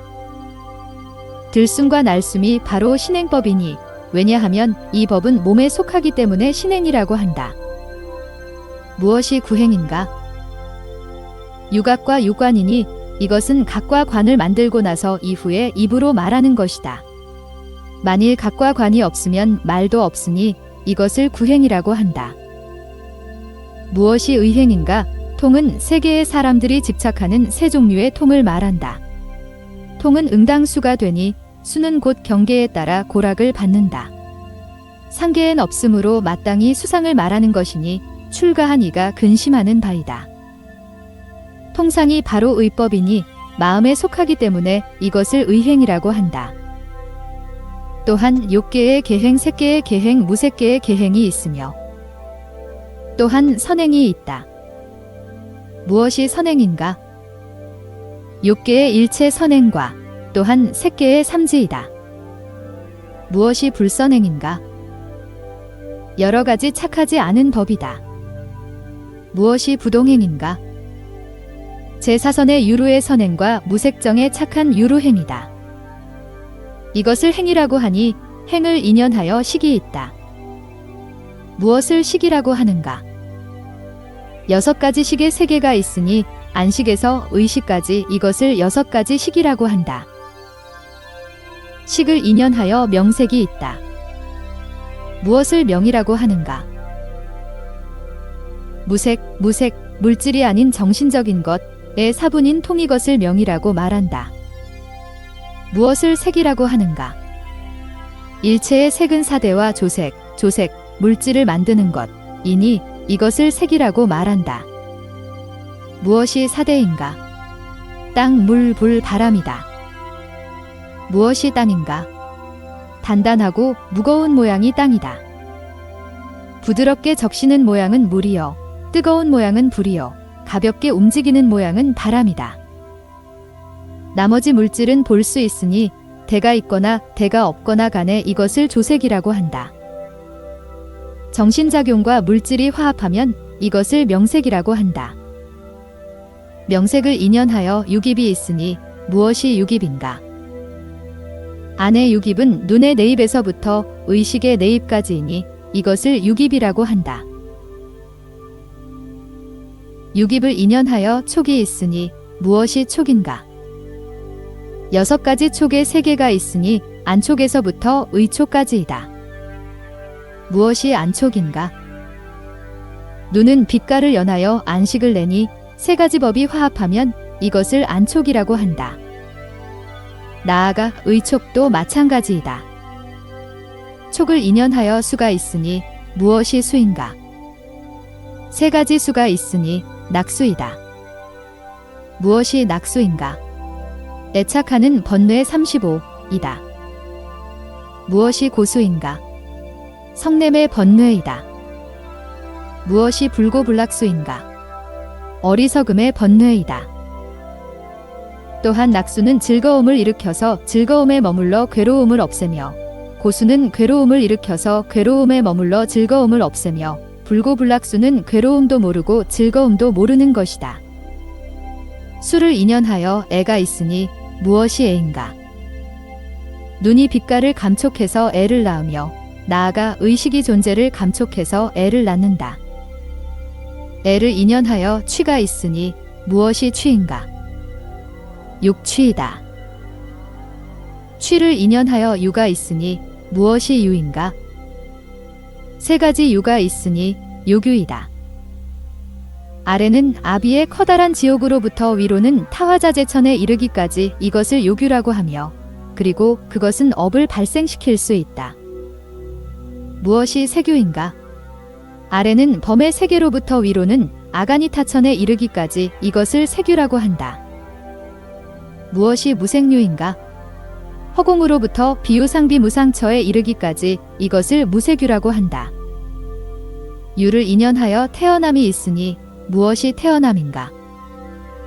가지가지 중생들이 곳곳에서 태어나 음을 받아서 질을 얻고 입을 얻고 36 생명을 얻으니 이것을 태어남이라고 한다. 생을 인연하여 늙고 죽음이 있으니 무엇이 늙는 것인가? 이가 빠지고 머리카락이 휘어지며 주름이 많아지고 근이 익어지고 근이 파괴되며 기운이 막힌다. 등이 굽어 지팡이를 짚고서 걸음을 옮기니 오음에 몸이 낡았기 때문이다. 이것을 늙음이라 한다. 무엇이 죽음인가? 일체의 중생들은 곳곳에서 퇴락하여 사라지니 끊어져 사멸하고 목숨을 잃는 것을 죽음이라고 한다. 먼저 늙고 뒤에 죽기 때문에 늙어 죽는다고 한다. 이것은 12년에 일치하니 일체의 세간은 인연의 테두리가 아닌 것이 없다.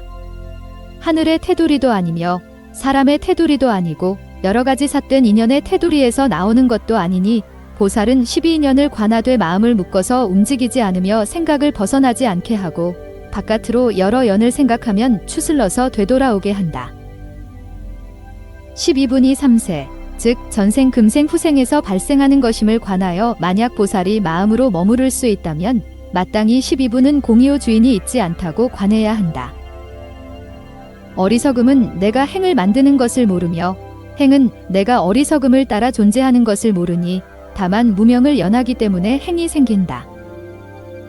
마치 초목의 씨앗처럼 종자에서 싹이 나오지만 종자 역시 내가 싹을 내는 것을 모르며 싹도 역시 종자에서 나온 것을 모른다. 나아가 늙고 죽음까지도 또한 이와 같으니 이 12분 가운데 하나하나가 주인도 없고 나도 없음을 관하여 안다. 마치 바깥의 초목은 주인이 없는 것과 같으니 다만 뒤바뀐 견해에 따라 내가 있다고 헤아리는 것이다. 만일 내가 없고 주인도 없으며 지음도 없다면 어떻게 오고 가며 여기서 죽어 저기에 태어난다고 말하는가? 비록 내가 없지만 육정이 씨앗을 만들고 육진이 주변 조건을 만드는 가운데 육식이 생기니 세 가지 일이 화합하기 때문에 감촉과 인식의 대상이 생기며 모든 업을 생각하여 안다.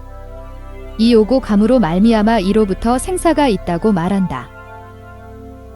비유컨대 해가 구슬을 사랑하여 해와 말은 쇠똥이 화합하는 방편 때문에 불이 생기니 오음도 역시 그렇다. 이 오음이 생겼기 때문에 후세에 오음이 나왔다 하더라도 이 오음이 후세에 이른 것은 아니며 또한 이 오음을 여의고서 후세에 오음을 얻은 것도 아니니 오음은 다만 인연을 따라서 나온다. 비유컨대 곡식의 씨앗 속에서 싹이 나오는 것과 같아서 이 씨앗이 싹은 아니며 또한 나머지 싹의 테두리에서 생긴 것도 아니며 다른 것도 아니고 같은 것도 아니다. 후세에 몸을 얻는 것도 역시 그러하다.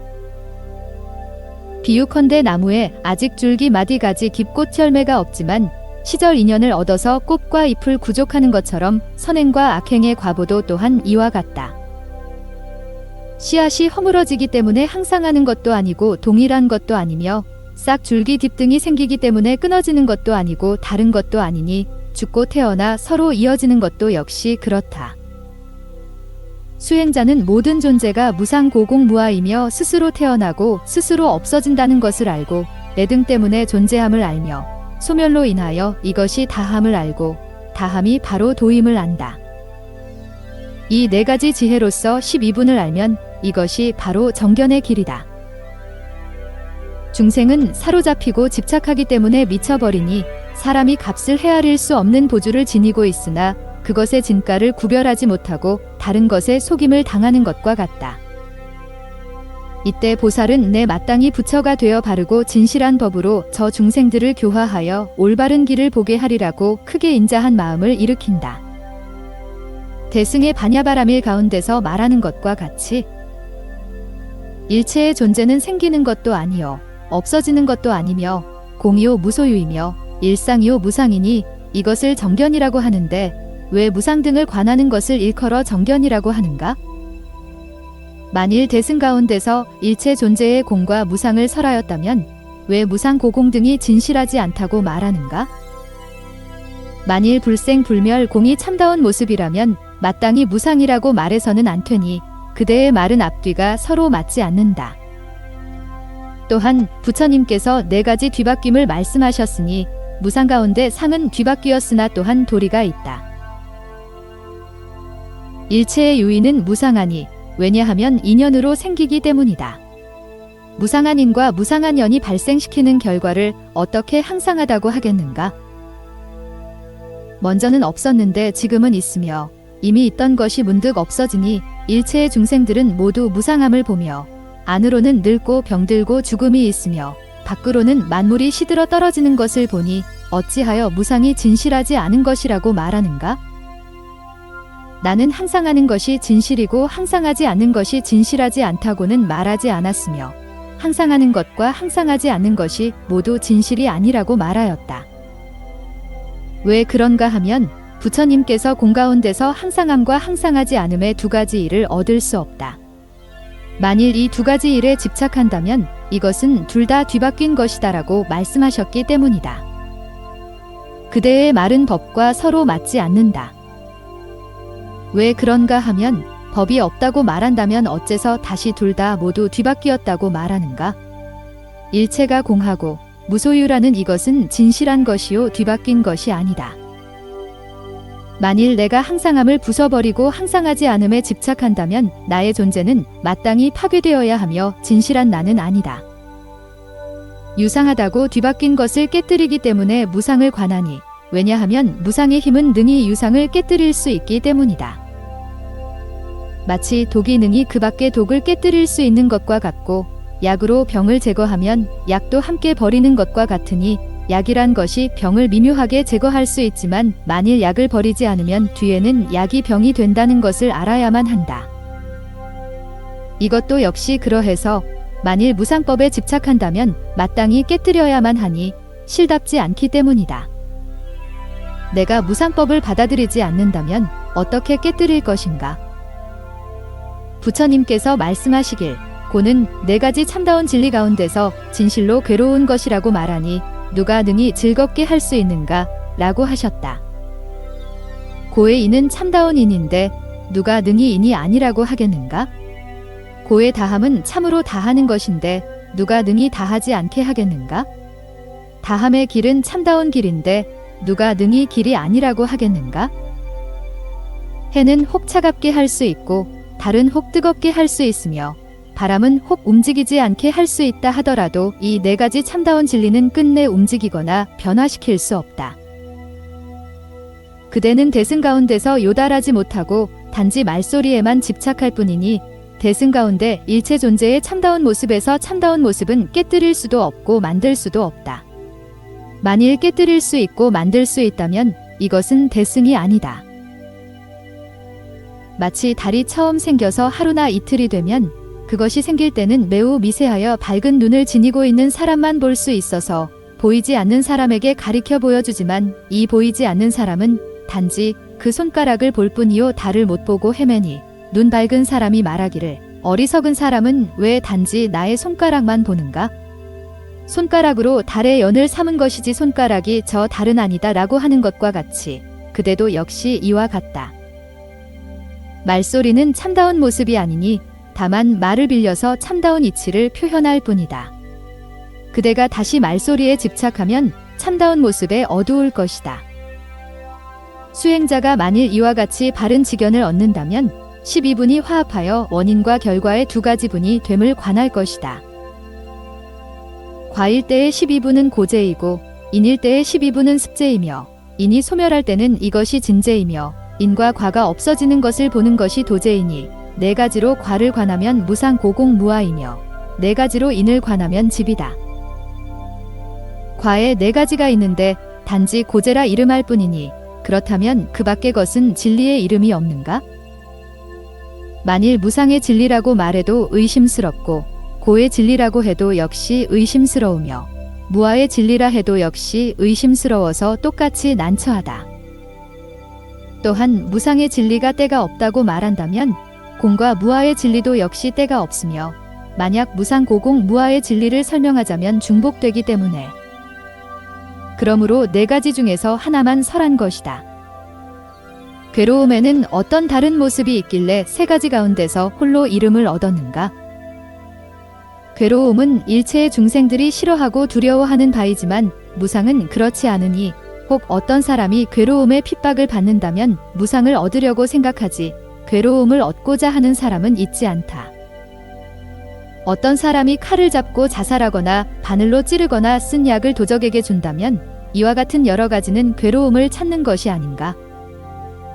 괴로움을 얻고자 하는 것이 아니라 커다란 즐거움을 얻고자 하는 것이니 괴로움을 두려워하기 때문에 죽음을 취하는 것이다. 괴로움은 제일의 근심이며 즐거움은 제일의 이로움이니 이 때문에 참다운 괴로움을 여의고 쾌락을 얻는 것이다. 그러므로 부처님께서는 과분으로 오직 괴로움의 진리를 이름하셨을 뿐이요 무상이나 공이나 무아로 하지 않으셨다. 이 네 가지 진리 가운데서 참다운 지혜를 분명하게 깨닫고 의심하지 않으며 후회하지 않는 이것을 바른 소견이라고 하며, 이 일을 사유하여 갖가지로 불어나기 때문에 이것을 바른 깨달음이라고 하니, 삿된 생활을 제거하고 네 가지 삿된 말을 거두며 그 밖에 네 가지 삿된 말을 여의고 네 가지 바른 말을 섭수한다. 삿된 생활을 제거하여 몸에 세 가지 업을 섭수하고 그 밖에 세 가지 삿된 업을 제거하면 바른 업이라고 하며, 그 밖에 가지가지 삿된 생활을 여의면 이것을 바른 생활이라고 한다.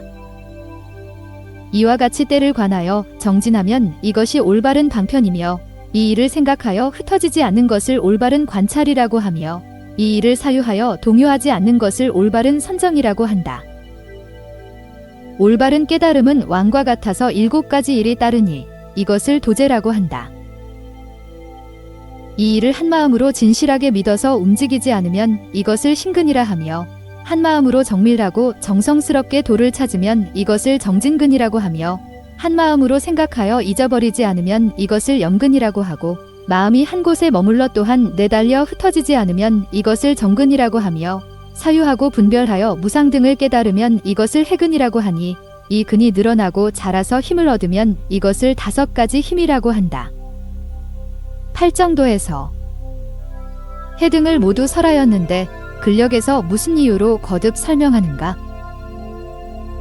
따라 들어가 행할 때 처음에는 작은 이익을 얻으니 이때를 근이라 하며, 이 5가지 일이 늘어나고 자라서 힘을 얻으면 이때 힘이라는 이름을 얻는다. 처음으로 무루의 견제도에 들어가면 이 공덕을 팔정도라고 하며, 사유도에 들어갈 때는 칠각이라고 하며, 처음도에 들어가서 몸과 느낌과 마음과 법을 관하여 항상 한마음으로 생각하면 이것을 사념지라고 하며, 이와 같이 선법의 맛을 얻어서 4가지로 정근하면 이것을 사정근이라고 하며, 이와 같이 욕의 초문에서 부지런히 정진하여 마음대로 자제함을 추구하면 이것을 사신족이라고 하니, 비록 사념지 사정근 사신족 5근 등으로 부르더라도 모두 거두어 수행할 때에는 처음과 끝, 적고 많음, 수행하는 경지의 연등에 따라서 각각 이름을 얻는다. 비유컨대 사대에 각각 사대가 있어서 다만 많다는 것으로 이름을 얻는 것과 같으니, 만일 땅의 종류가 많고 물, 불, 바람이 적은 곳이라면 이름을 지대라 할 것이며, 물, 불, 바람도 역시 이와 같을 것이다. 이와 같이 37품 가운데 각각 여러 품이 있으니 마치 사념지 가운데 사정근, 사신족, 5근, 오력, 칠각지, 팔정도 등이 있는 것과 같다. 이와 같이 12분 사제를 관하여 사념지, 사정근, 사신족, 5근, 오력, 칠각지, 팔정도를 행하면 그 마음이 안락하다. 또한 이 법으로 중생을 제도하고 한마음으로 서원하고 정진하여 부처님을 찾을 때 마음속으로 사유하고 관하여 생각하기를 나는 분명하게 이 도를 관하여 알더라도 마땅히 깨달음을 취하지 않으리라. 2가지 일에 힘이 있기 때문에 아직 열반에 들어가지 않으리니, 첫째는 커다란 슬픔으로 중생을 버리지 않는 것이며, 둘째는 일체 존재의 참다운 모습을 깊이 아는 것이다. 모든 마음과 대상은 인연 따라 생기는데 나는 지금 어찌하여 이 진실하지 않은 것에 따르는가? 마땅히 스스로 사유해서 12인연을 깊이 관하여 들어가 인연이 어떠한 법인가를 알고자 한다라고 한다. 또다시 사유하기를 이 4가지 연, 즉 인연은 5가지 인으로 인연을 삼는다. 과거와 현재의 아라한의 최후의 마음을 제거한 나머지 과거와 현재의 마음과 대상이 바로 차제연이다. 연연과 증상연은 일체의 존재에서 연유한다라고 한다. 다시 스스로 사유하여 말하기를, 만일 존재가 먼저 인연 가운데 있다면 마땅히 이 존재는 인연으로 생긴다고 말해서는 안 된다. 만일 없다면 또한 마땅히 인연 가운데서 생긴다고 말해서도 안 된다. 반은 있고 반은 없더라도 또한 마땅히 인연으로 생긴다고 말해서는 안 된다. 무엇을 인연이 있다고 하는가? 만일 존재가 아직 생기지 않았는데 과거의 마음과 대상이 없어지면 어떻게 차제연을 만들 수 있는가? 만일 불법 가운데 미묘한 법의 연이 없다면 열반은 어떻게 연연을 만들 것인가? 만일 모든 존재가 진실로 자성이 없다면 어떠한 존재도 얻을 수 없다. 만일 인연으로 결과가 생겨서 이것 때문에 저것이 있다고 설한다면 이 말은 곧 틀린 것이다. 만약 인연 속에 각각 차별이 있거나 혹은 한 곳에 화합하더라도 이 과는 얻을 수 없다. 어떻게 인연의 테두리에서 결과가 나오는가? 인연 가운데 과가 없기 때문이다. 만일 인연 가운데 먼저 과가 없는데도 나온다면 무슨 까닭에 인연의 테두리에서 과를 낳는가? 둘 다 모두 없기 때문이다. 과는 인연에 속하며 인연의 테두리에서 나오지만 이 인연은 자제하지 않아서 나머지 인연에 속한다. 이 과가 나머지 인연에 속한다면 어찌하여 자제하지 않는가? 인연은 능히 과를 생기게 하니 그러므로 과는 인연을 좇아 있는 것이 아니며 또한 인연 아닌 것을 따라 있는 것도 아니다. 즉 과가 아니니 과가 없기 때문에 연과 연이 아닌 것도 역시 없다라고 한다. 부처님께서 12인연은 무명을 연하여 모든 행이 있다고 말씀하셨다. 그런데 그대는 어찌하여 인과 과가 없다고 하는가? 먼저 이미 대답했으니 마땅히 다시 논란해서는 안 된다. 그러나 만일 논란하는 자가 있으면 마땅히 다시 대답하리라. 부처님께서 눈이라는 인과 빛깔이라는 대상에 의해 어리석음의 테두리에서 삿된 억념이 생긴다고 말씀하셨으니 어리석음이 바로 무명이다. 이 가운데 무명은 무엇에 의지하여 머무는가? 눈에 의지하는가? 혹은 빛깔 가운데 의지하는가? 혹은 시계에 의지하는가?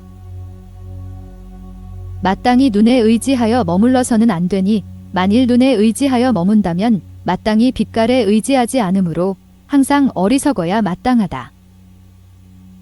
만일 빛깔에 의지하여 머문다면 마땅히 눈에 기대서는 안 된다. 이것은 곧 바깥의 어리석음인데 어떻게 나의 일을 미리 예측할 수 있는가? 만일 식에 의지하여 머문다면 식은 무색이고 상대도 없으며 감촉도 없고 분별이 없으며 처소가 없으니 무명도 역시 그러한데 어떻게 머물 수 있단 말인가? 그러므로 무명은 안도 아니며 바깥도 아니고 양쪽의 중간도 아니다. 전생에서 온 것이 아니며 또한 내생으로도 가지 않는다. 동서남북의 사유와 상하에서 온 것이 아니므로 참다운 존재가 있지 않다. 무명의 본성이 그러하니 무명의 본성을 요달하면 변하여 밝음이 되며 하나하나를 추궁하면 어리석음을 얻을 수 없다. 어떻게 무명을 연하여 행이 있는가? 허공이 불생하고 본성이 청정하듯이 무명도 역시 이와 같아서 불생, 불멸, 불유, 부진하고 본성이 청정하며 나아가 태어남을 연하여 늙고 죽음이 있는 것도 역시 그렇다. 보살은 이와 같이 12인연을 관하여 중생들이 헛되고 미쳐서 괴로움과 근심에 묶여 있으므로 중생은 제도하기 쉬울 뿐이지만 모든 존재가 만일 참다운 모습을 지니고 있다면 제도하기 어려운 것임을 아니 이와 같이 사유하면 어리석음을 깨뜨린다. 만일 보살이 정신작용이 많으면 항상 아나파나를 생각하여 들어갈 때와 나올 때 하나에서부터 10까지 헤아려서 하나하나의 마음이 흩어지지 않게 한다. 보살은 이러한 방법으로 한 마음을 얻어서 5개의 욕행을 제거한다. 보살은 도를 보면 마땅히 3가지 인을 행해야 하니 즉 법생인이다. 무엇이 생인인가? 일체의 중생들이 혹 욕하고 혹 때리고 혹 죽이는 등 갖가지 나쁜 일을 해도 마음이 움직이거나 변하지 않고 성내지 않으며 그것을 참을 뿐만 아니라 더욱 자비스럽다면 이 모든 중생들이 여러 가지 좋은 일을 추구하고 일체를 얻고자 원하리니 마음을 풀어놓지 않으면 이때 점차 일체 존재의 참다운 모습을 이해할 수 있어서 마치 기운이 배어들어서 달라붙는 것과 같다.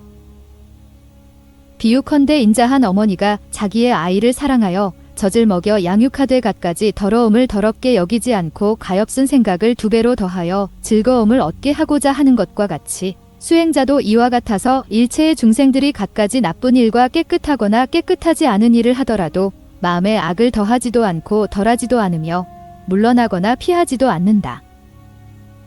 또한 시방의 무량한 중생들을 나 한 사람이 마땅히 모두 제도하여 부처님의 길을 얻게 하리라고 마음으로 참아서 물러서지 않으며 후회하지도 않고 물러나지도 않는다. 게으르지도 않고 싫어하지도 않으며 두려워하지도 않고 어려워하지도 않는다. 이 생인 가운데 한 마음으로 생각을 묶어서 3가지 사유가 생각을 벗어나지 않게 하며 바깥으로 여러 연을 생각하면 추슬러서 되돌아오게 하니 이것을 생인이라고 한다. 무엇을 유순법인이라고 하는가? 보살이 이미 생인의 공덕이 무량함을 얻었으면 이 공덕의 복덕과 과보가 무상함을 안다. 이때 무상함을 싫어하여 스스로 변함없는 복덕을 찾으며 또한 중생을 위하여 항상 머무는 법을 찾는다.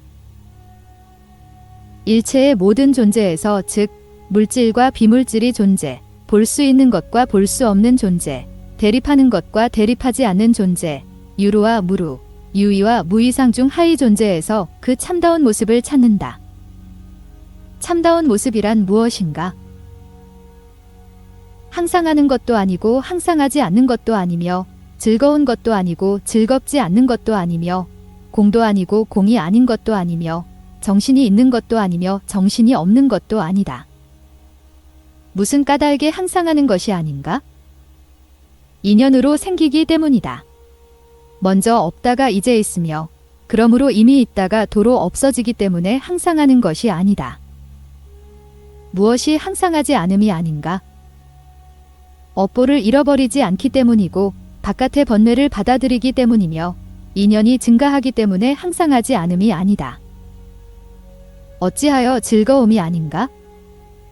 새로운 괴로움 속에서 즐거운 생각을 하기 때문이고 일체의 무상한 성질 때문이며 욕망에 연유하여 생기기 때문에 즐거움이 아니다. 어찌하여 즐겁지 않음이 아닌가? 즐거움은 감수작용을 지니기 때문이고 욕망에 물들어서 생기기 때문이며 즐거움을 찾아서 몸을 아끼지 않기 때문에 이것은 즐겁지 않은 것이 아니다. 어찌하여 공이 아닌가? 안팎의 입은 각각의 받아들임이 분명하기 때문이고 죄와 복의 과보가 있기 때문이며 일체의 중생이 믿기 때문에 그러므로 공이 아니다. 어찌하여 공 아닌 것이 아닌가?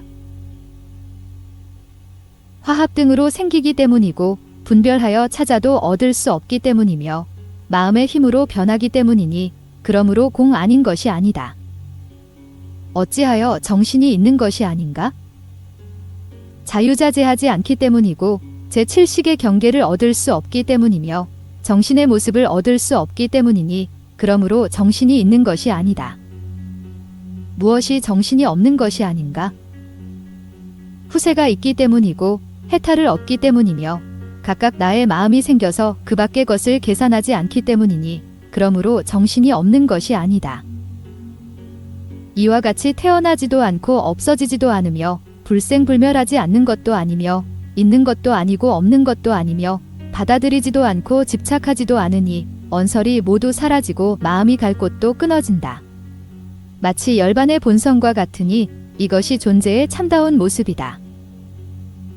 이러한 법 가운데서 믿는 마음이 청정하여 정체되지도 않고 걸림도 없으며 유연하게 알고 유연하게 믿으며 유연하게 정진하니 이것을 유순법인이라고 한다. 무엇이 무생법인인가? 위와 같이 존재의 참다운 모습 속에서 지혜, 믿음, 정진이 늘어나 자라고 근이 날카로우면 이것을 무생법인이라고 한다. 비유컨대 성문법 가운데 난법, 지혜, 믿음, 정진이 늘어나 자라서 인법을 얻는 것과 같다.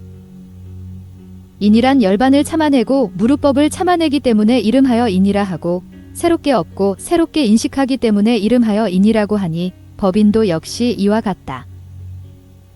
시해탈한 아라한은 무생지를 얻을 수 없으며 더욱 정진하여 널리 이롭게 해서 불시해탈을 성취하면 무생지를 얻으니 무생법인도 역시 이와 같다.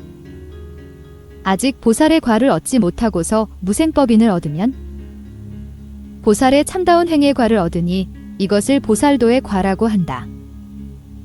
이때 반주삼매를 얻고 중생 가운데서 대비를 얻으며 반야바라밀의 문에 들어간다. 그때 여러 부처님께서 문득 그 칭호를 주면 따라서 부처님의 세계 가운데 태어나 여러 부처님께서 생각하는 바가 되어 일체의 무거운 죄가 엷어지고 엷은 사람은 없어지며 사막도가 끊어진다. 항상 천상의 사람 가운데 태어나며 물러나지 않는다고 이름하며 움직이지 않는 곳에 도달하고 마지막 육신은 모두 법신 속에 들어가 능히 가지가지 변화를 만들어서 일체의 중생들을 제도하여 벗어나게 한다. 육바라밀을 구족하여 일체의 부처님을 공양하고 부처님의 국토를 청정하게 하며 중생을 교화하고 십지 가운데 서서 공덕이 원만하게 이루어지니 차례대로 안육 따라 삼맥삼보리를 얻으니 보살의 선법 가운데 초문이 된다. 수행자가 마음을 안정하여 도를 찾을 때 언제나 마땅히 시절의 방편을 관찰해야 한다.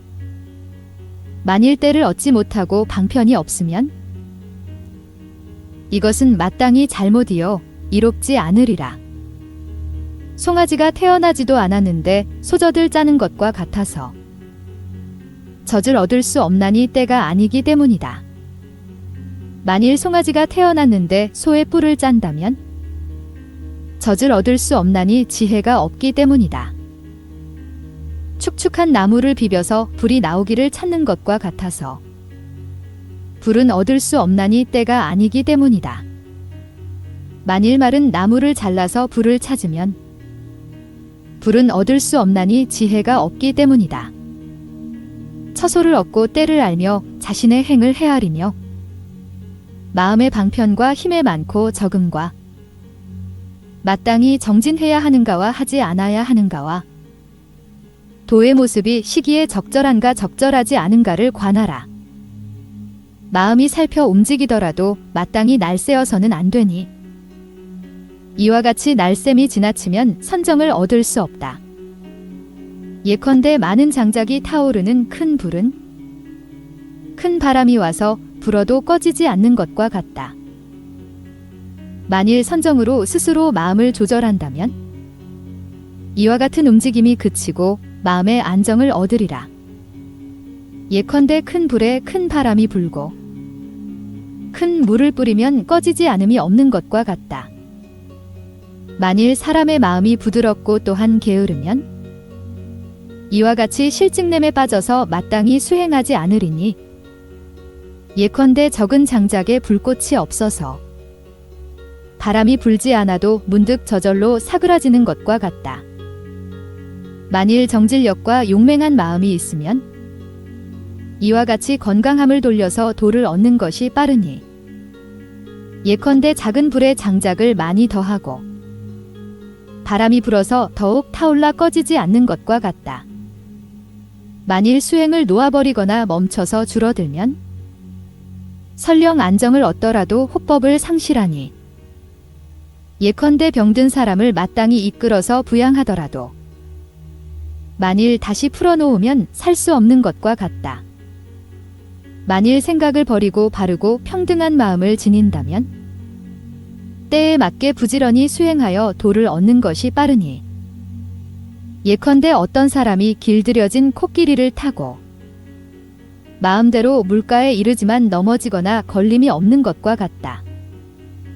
만일 음욕이나 애착, 산란한 마음이 많으면 이때는 마땅히 인자함 등을 행해서는 안 된다. 음욕이 많은 사람이 인자함을 행하면 더욱 어리석고 어두워지니 사람이 냉병에 차가운 약을 먹는 것과 같다. 음욕이 많은 사람은 마음이 어지러우면 더러움을 관하라. 더러움을 자세히 관하면 마음이 안정을 얻는다. 법을 행하는 것이 이와 같이 상응하기 때문에 사람이 냉병에 뜨거운 약을 복용하는 것과 같다. 만일 성냄과 어지러운 마음이 많으면 이때는 마땅히 더러움을 관해선 안 된다. 성난 사람이 악을 관하면 성내는 마음이 늘어나 마치 사람이 열병에 뜨거운 약을 먹는 것과 같다. 만일 사람이 분노하면 인자한 마음을 행하라. 인자함을 행하면 성난 마음을 버리지 않아도 없어진다. 법을 행하는 것이 이와 같이 상응하기 때문이니 사람이 열병에 차가운 약을 먹는 것과 같다. 만일 매우 어리석어서 마음이 어둡고 얕으면 부정행법과 자비행법을 하지 마라. 두 가지 행법은 어리석음을 증가할 뿐 이익이 없기 때문이니 마치 사람이 풍병에 보릿가루 약을 먹는 것과 같다. 사람의 마음이 어리석고 어두우면 인연을 관하라. 분별하여 자세히 관하면 어리석은 마음이 없어진다. 법과 행이 이와 같이 상응하기 때문이니 사람이 풍병에 기름 약을 먹는 것과 같다.